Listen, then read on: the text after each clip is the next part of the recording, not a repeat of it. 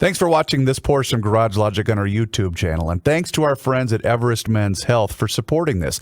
Go to everestmenshealth.com to see if their team can help you with stronger energy and better health. And catch the Garage Logic podcast wherever you listen to your favorite podcasts. I think it's important that I honor the emailers who have written. They found my interview with the Reverend Tim Christopher somewhat problematic. Brant writes, I'm not sure where to start with this, so I'll just have to say it. Why does the show talk about treating blacks less than, then go ahead and treat the Reverend as less than? The Reverend on many occasions now has said things that are just not true. Facts and statistics dating back many decades show this, but you all tippy-toe around the Rev. I'm guessing it's because he's a black man. I don't think I'm doing that consciously. I don't think we do either. The history of racist cops has to be let go. Did it happen? Hell yes, it is. But it's not the norm now, according to all the data. Not even close to a norm. Yet parents create this revolving door of blacks hating and fearing cops by telling them to fear the police because they're different. Hell, our public schools do the same. Again, all facts are ignored. We don't have systemic racism according to any data beyond feelings. Are there bad cops? Yes, and we saw one sentenced to prison for probably the rest of his life, as he should have been. But again, there was no racism involved in the Floyd case. He was a lifelong criminal high on meth and fentanyl who had just attempted to steal $20 from another person's business. On the show, I've heard the Rev talk about cops singling out blacks by asking them stuff like, where have you been, where are you going, when pulled over for tabs, or singling out blacks by pulling them over for a fix-it ticket, or suggesting not arresting them for a bad check or letting them go and then arresting the next day at his home on a guy with a warrant. And you all sit back and say nothing. Why? Please tell us why. Have you not seen this? A lot of my interactions with cops have I've been asked about my whereabouts, and frankly, I never care. Answer, don't. I choose to answer, move along with life. I'm a 47-year-old white male. I've lived in many areas of Minneapolis, hearing far too many gunshots, even decades ago. Then I moved around quite a bit. Cottage Grove, St. Louis Park, Hopkins, and currently Plymouth, until I find my Kenny house up north. Still looking, but this inflated market is bad. I wasn't that great as a young man. I was pulled over far too many times and arrested. When I got pulled over for what I thought was no reason, then learning I didn't have a valid driver's license, I didn't blame the cop or resist arrest. I got angry at myself for not paying the ticket while I sat in the back of the cop car. When I was speeding or rolled through lights and signs and was caught, did I blame the black or white cop? No, I was wrong. But my black brother-in-law does the same, and my sis tells me people break the law is taking us backwards. When I get a ticket for expired tabs, I was angry about paying a fine, but I never blamed a cop or said we needed to change the law. Why would I? I broke the law. The laws are there for a reason. Why would we treat black people differently? Why should folks like the Reverend suggest not pulling people over for small violations? If you're not hiding anything, there's not a problem. And yes, white or black, we've all been asked to step out of the car. Have we not all seen videos of California stores having people steal under $1,000 because they know it's a misdemeanor and store security guards let them? This is wrong, and the book teaches us better. Today I was at a chain gas station store, and the clerk asked me to wait a moment while she wrote down a license plate from someone filling up a car. I asked, do you get a lot of drive-offs? She said about 4 to 6 a week, so I was curious. Do the cops ever get them? She responded with, nope, don't even bother. We simply mail the people a letter, and that's it. When did we get to this point? And why would I ever want to change policy to enable the criminals? I feel too many have lost pride, and we're raising kids with no pride with ridiculous policy changes like the above. A quick story before I let you all go. My grandparents, who built their own house in Minneapolis after World War II, went through some hard times after a person defaulted on paying for my grandfather's sale of his plumbing business. That was going to be his retirement. They ended up having to sell my grandpa's prized 1955 T-Bird. Oh, the memories of working on it with him. I can still smell and hear that old 292 V8 rumbling through the pipes coming out the rear bumper. I wish I would have known he was going to sell it back then, but again, they were proud. They sold it to stay afloat and live with much less because they were proud people. The kicker is my grandpa was a vet. He could have claimed benefits the entire time, but that generation felt unless they needed it to survive, there were others who were in greater need. They worked for themselves. I know that story was a little off the previous part of this email, but I feel like we lost a lot of character when we start looking to change the laws of a person stealing from a store to make it more accommodating for them, or a person disobeying the rules of the road before thinking they need to change. by abiding by simple rules. So the message I'm sensing is that we weren't challenging enough to the Reverend Tim. He did point out that something, but well, here's another one. This is from the Gumption County deputy. Okay. I enjoyed listening to Reverend Tim on Friday's show. He always has some great viewpoints for us to ponder. I admire his passion for his work and community. I have nothing but respect for Tim. However, I just wanted to respond to some of the things he said. Reverend Tim talked about pretextual stops. Literally every traffic stop, no matter the reason for the stop, could be considered a pretextual stop. The reason being is that as police officers, we need to be aware of what we are hearing and seeing when stopping a vehicle and talking to the driver. Do I see marijuana? Does the driver smell of alcohol? Why is the driver not looking at me? Why is the driver overly nervous? Why is the driver so argumentative?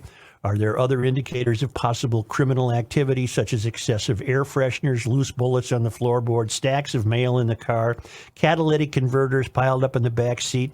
The list of possible scenarios is endless. However, it would be laziness, if not outright malfeasance, by any police officer to not expand a stop to determine what is going on when presented with a situation that deserves more attention. Yes, there could be an innocent answer to what an officer is seeing or hearing, but the officer has a responsibility to stop criminal activity if it is indeed occurring. Reverend Tim implied only people of color are stopped for minor offenses. That is absolutely not true. Drivers of all races are stopped for a wide variety of violations. The race of the person being stopped has nothing to do with the stop being expanded.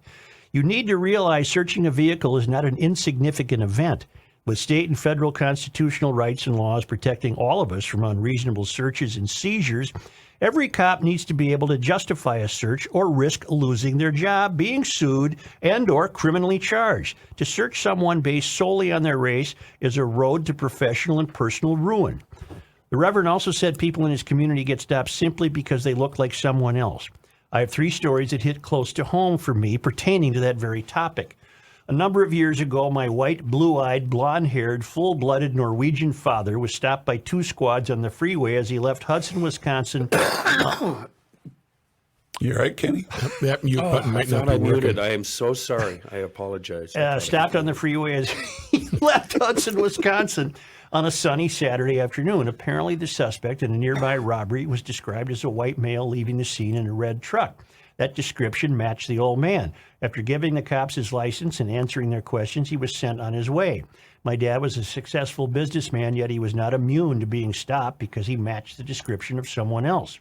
In the second instance, my wife, who was also white, blonde, and blue-eyed, was pulled aside by U.S. Border Patrol agents at the Mexican border because they did not believe she matched the picture on her driver's license. She was placed in an office as the agents asked her a variety of questions. Who was she traveling with? Where was she born? How long was she in Mexico? Did she know anyone in Mexico? After 45 minutes of questioning, they sent her on her way. The experience was not necessarily fun, but she knew they were doing their job, period. We surmised afterwards she probably resembled the description of someone they were looking for.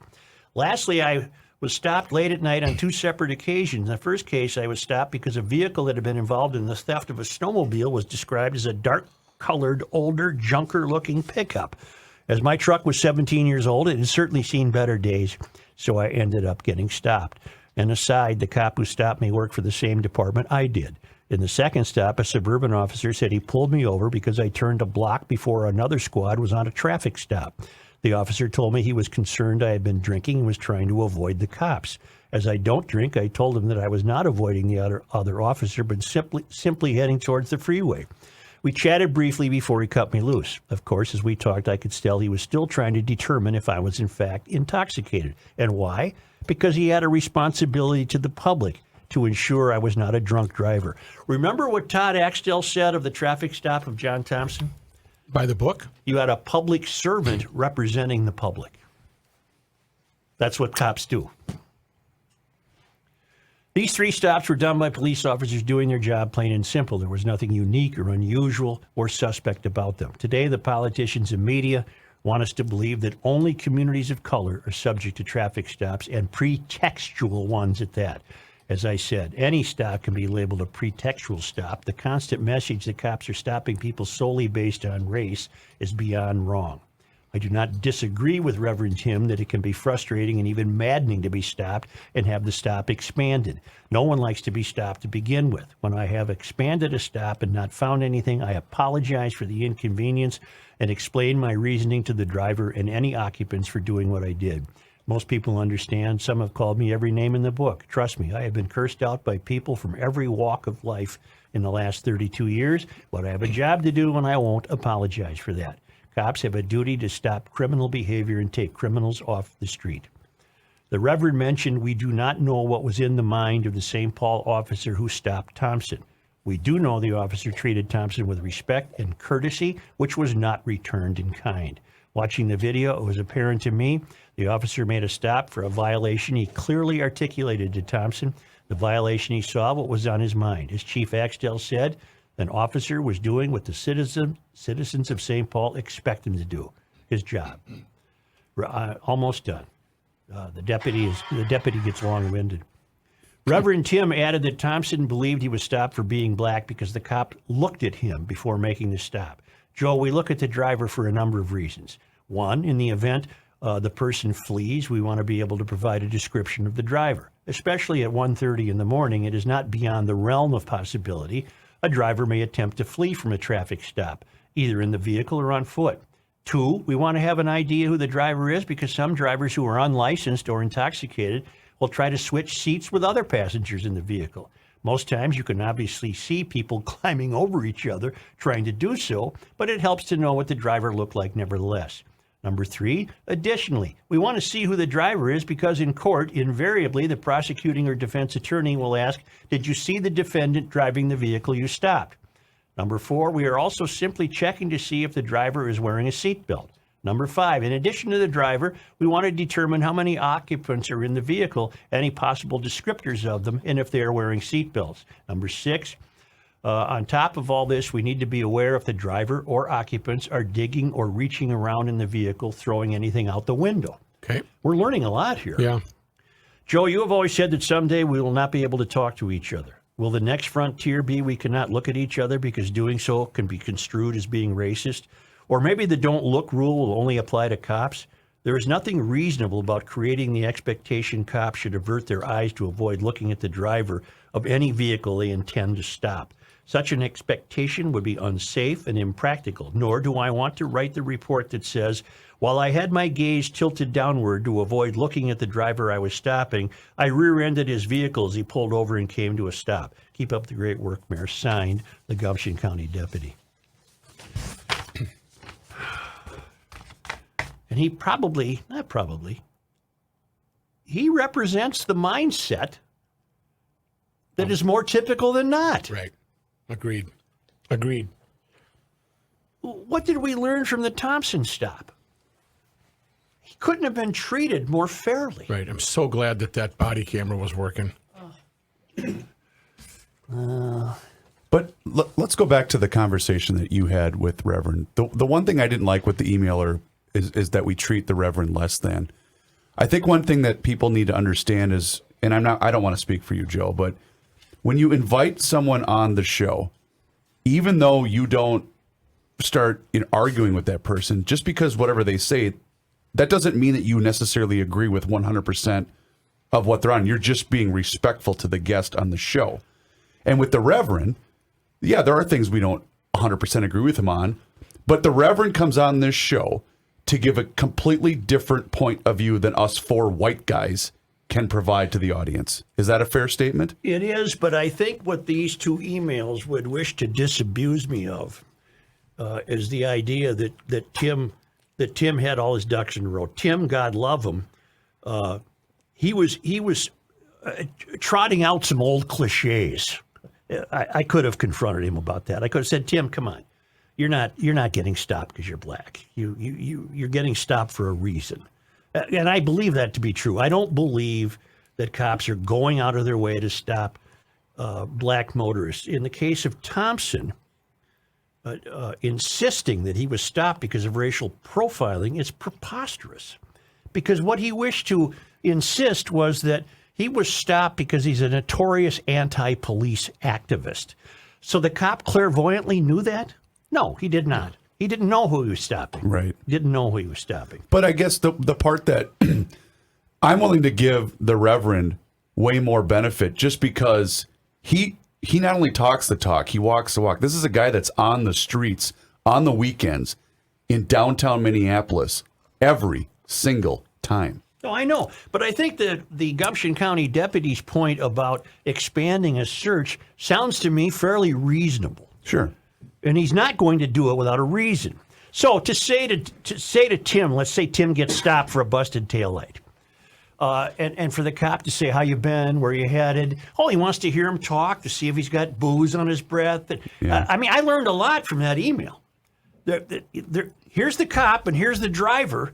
The driver was stopped for a certain reason. It's incumbent on the cop to just poke around. Right. It's happened with me. What are you up to? Where are you headed? You know, and they look in the car. Okay.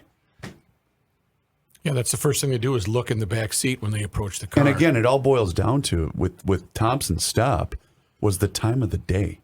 It was 1:30 in the morning. And it's none of our business to wonder what he was doing at 1:30 in the morning. Yeah, what I'm saying But is... it's a curiosity, isn't it? Absolutely. But what my point is, that's the whole reason for the stop in general. If it was 5 o'clock in the afternoon... Well, that and the acceleration and Right. the front license plate. Right. That and that squad was out there, remember, as part of an enhanced 4th of July presence based on a state grant given to St. Paul Police Department to have more squads out because it's the 4th of July and people are going to get hammered. Mm-hmm. Love the show. I have a few concerns regarding your conversation with Tim. I'm a middle-aged woman that was recently pulled over for crossing the center line. It was a standard stop. I was asked the common question, how's your night going? Where are you heading? Can I see your insurance and driver's license? I made the small talk, showed my information, and was on my way. He was doing his job. If I was impaired or didn't have a license, I would have expected a different outcome. If you have nothing to hide, it doesn't matter if the questions are asked. But if you're doing illegal things, I want that cop stopping you and asking those questions. What I didn't think when I was stopped was that I was pulled over for driving while a woman. I also want to know if Reverend Tim thinks it's okay to not follow all the laws. How does he stand on his faith's 10 commandments? I'd like to know which ones I can stop worrying about. Thanks, boys. Keep up the good work. Rhonda. All right.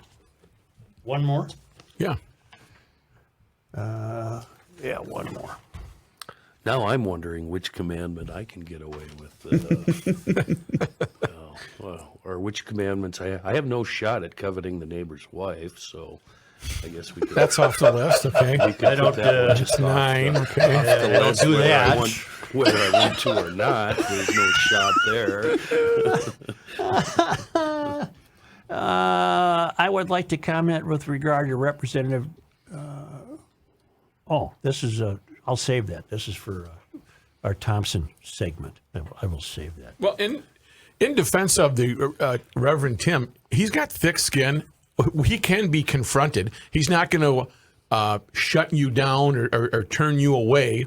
I think he can take the heat. He does. He does. Okay, I have to ask you a question then, Joe. You said Tim threw out a cliche that you ignored. Was there anything else that you disagree with that you let go? I can't recall anything specific. No. Yeah. I always just enjoy talking to the guy. Yeah. Well, he's a hard guy to read. He's a hard guy to pin down ideologically. I mean, he disagrees with a lot of stuff we say. But that's what makes those conversations great. Right. It's because that's what GL is based on. Yeah, and I hope GLers realize Reverend Tim, he ain't no DFLer. That's for sure. Right. He's also not a Republican. No. He's like a lot of us. He's his own man. Well, he doesn't have the cliched black agenda as his ideology. Correct. Right. It would be the same thing as when Governor Dayton would join you. Mm-hmm. You guys couldn't possibly be more opposite. Right. But you always had great conversations together. I think so.